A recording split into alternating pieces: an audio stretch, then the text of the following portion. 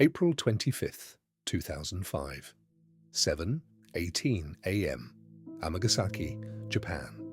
An ordinary Monday morning, thousands of commuters stand on train platforms holding coffee cups.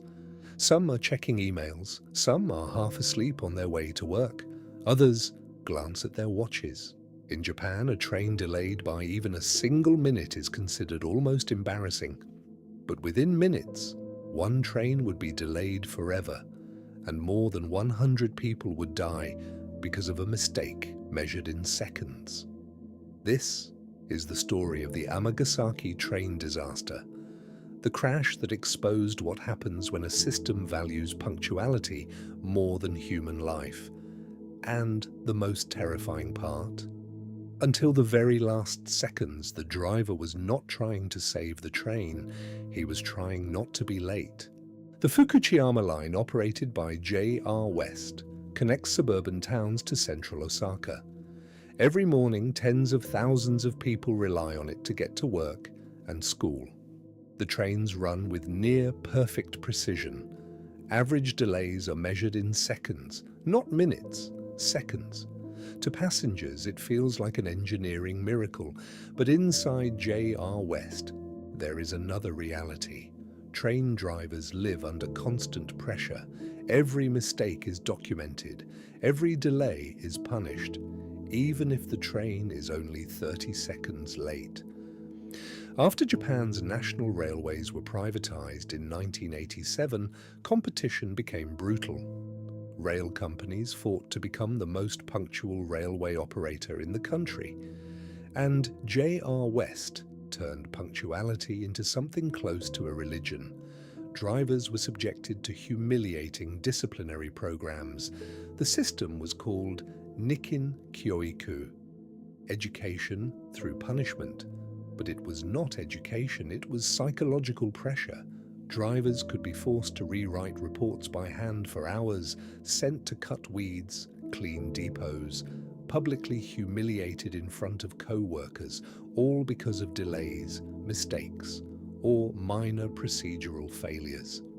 Now, imagine being a young driver who knows one serious mistake could destroy his career. That driver was 23-year-old Daisuke Takahashi, young, inexperienced, and known for being extremely anxious about disciplinary punishment. On the morning of April the 25th, that fear would begin killing people. 7:03 a.m., train 5418M begins its route. 7 cars, more than 700 passengers on board, office workers, students, children heading to school. None of them know that many will be dead within 15 minutes. At one station, Takahashi makes a mistake. He overshoots the platform. The train stops around 40 meters too far forward. In most countries, this would be a minor inconvenience. At JR West, it was a serious failure. He is forced to reverse the train. Passengers lose time. The company records the delay, and Takahashi immediately understands what awaits him after the shift. Nikin Kyoiku, humiliation, punishment, possibly the end of his career. By now, the train is running about 90 seconds behind schedule, 90 seconds, and those 90 seconds slowly become an obsession. Inside the driver's cabin, a psychological battle begins. He can drive safely and remain late, or he can try to recover the lost time. Passengers rarely think about the mental state of a train driver, but that morning inside the cabin, a young man begins spiraling into panic. Later analysis of radio recordings reveals something disturbing. He constantly talks about the delay, not safety, not speed, only the schedule.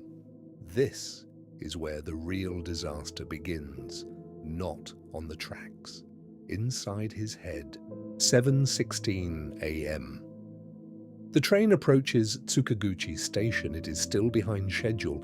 Takahashi begins accelerating harder, too hard. Several passengers later say they already noticed something unusual. The train felt aggressive, unstable. But in Japan, people trust the railway system completely. If a train is moving fast, there must be a reason. Nobody presses the emergency button. Nobody realizes that within 2 minutes the train will slam into an apartment building. To understand what happens next, you need to understand one thing. The section ahead contains a dangerous curve. Its radius is approximately 304 meters. The speed limit there is 70 kilometers per hour. Why so low? Because immediately after the curve comes a dense urban section. If a train enters too fast, centrifugal force can literally tear it off the rails. That is why the limit is strict. But Takahashi is already moving far above it, and he keeps accelerating. 7:18 a.m. The train approaches the curve near Amagasaki station, speed approximately 116 kilometers per hour, almost double the safe limit. Inside the cabin, only seconds remain. Takahashi finally applies the brakes, but it is already too late. Imagine hundreds of tons of steel filled with more than 700 people. Now imagine all that mass trying to force itself through a tight curve at highway speed. Physics does not negotiate. It kills. The first car enters the curve. The wheels begin losing grip. A fraction of a second later, the train derails. The lead car launches sideways toward a residential apartment building. The second car folds behind it like paper. Metal tears apart. Windows explode inward. Passengers are thrown across the cabin. Some die instantly. Others do not even understand what happened yet. The first car crashes directly into the apartment complex. It is almost completely destroyed. The front of the train compresses into itself. Passengers inside are crushed under twisted steel. Some cannot even be seen, only heard screaming. Residents inside the apartment building initially think an earthquake has struck. The entire structure shakes violently. Walls crack. Furniture flies across rooms. One resident later says he opened his door and saw part of a train inside the building. Imagine waking up and finding a commuter train in your living room. Emergency calls begin flooding dispatch centers almost immediately, but nobody yet understands the scale of the disaster. Firefighters and ambulances are deployed. Within minutes, it becomes clear this is one of the worst railway accidents in modern Japanese history. Rescue workers face a horrifying problem. The lead car is wedged deep into the apartment building. To reach survivors, they must slowly cut through layers of compressed metal. But every movement risks collapsing the wreckage further. Time becomes the enemy. The temperature rises, air circulation decreases. Some trapped passengers die during the rescue operation itself, not from the crash, but because rescuers cannot reach them in time. Television helicopters begin circling overhead. Live broadcasts spread across Japan. The country watches in shock. Japan is famous for precision, safety, reliability. And now a commuter train has derailed in broad daylight. For many people, it feels almost impossible, like reality itself has malfunctioned.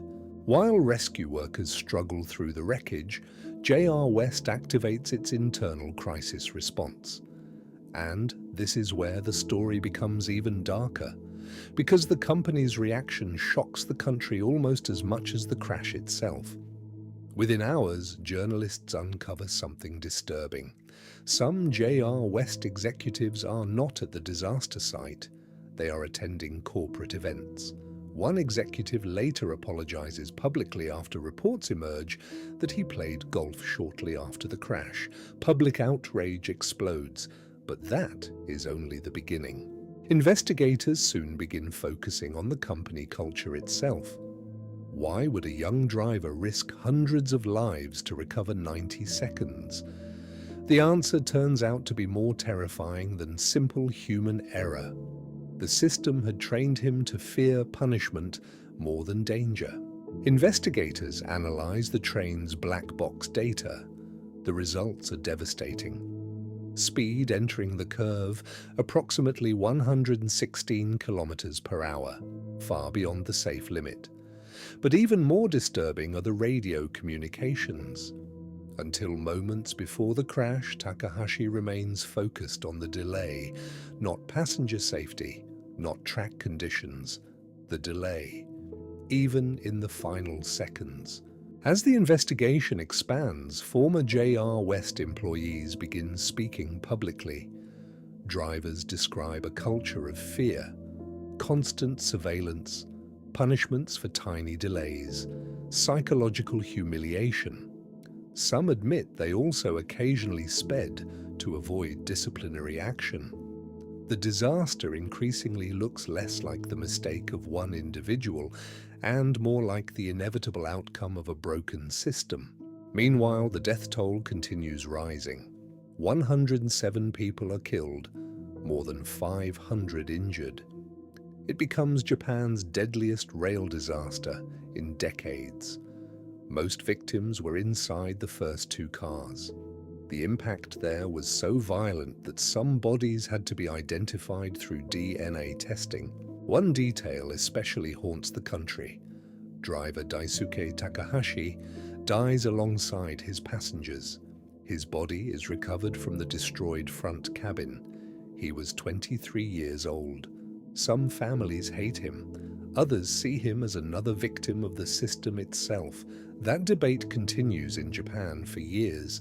JR West attempts to rebuild public trust. Executives bow deeply before cameras in formal apology ceremonies. In Japanese culture, this symbolizes profound remorse. But for many people, it is not enough, because the public now realizes something terrifying. If this system could fail here, it could fail anywhere. The investigation lasts for years. Experts analyze every factor: the tracks, the brakes, the train design, the company structure, driver training, corporate psychology, and eventually, investigators reach a devastating conclusion. The core cause was excessive pressure surrounding punctuality, an obsession with time.